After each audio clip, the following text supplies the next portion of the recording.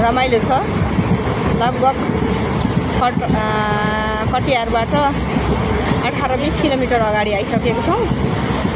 हेर्नुहोस् न यहाँ कस्तो राम्रो जताततै नि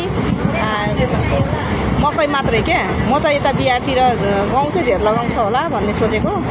गहुँ चाहिँ एकदमै कम देखियो, यहाँ त झन् देखिएकै छैन। काहीँ पाकेको गहुँहरू काट्दै गरेको चाहिँ देखियो, तर एकदमै कम मात्रमा। लगभग मकैको तुलनामा गहुँ चाहिँ 5% मात्रै लगाएको देखेँ। खालि मकै मात्रै देखियो। मैले गहुँको चाहिँ कल्पना गरेको थिएँ धेरै लाउँछ भनेर, तर धेरै चाहिँ यहाँ मकै मात्रै लगाएको देखियो। रमाइलो छ। हिजो जाँदाखेरि उता जोगमनीबाट डाइरेक्ट भागलपुरको गाडी चढेको थियौँ। ट्रेन चाहिँ पाएन, टुङ्गो छैन ट्रेनको भन्यो। त्यो हुनाले बिहान हामी भागलपुर गएको थियौँ सम्मको। त्यस पछाडि हामी अन्य ठाउँ घुम्यौँ,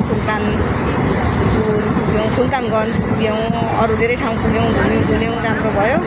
अनि आज चाहिँ भागलपुरबाट हामी जोगमनीको गाडी नआइकन यता कटिहारको गाडी चढेर आयौँ।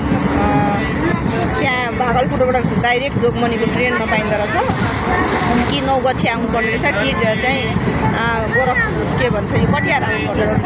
त्यसैले हामी कटिहारसम्मको बाटो यता कटिहार नदेखेको हुनाले फेरि कटिहारतिर आयौँ र कटिहारबाट चाहिँ यो ट्रेन पक्रेर हामी अहिले जोगमनीतिर जाँदैछौँ। एकदम रमाइलो वातावरण छ।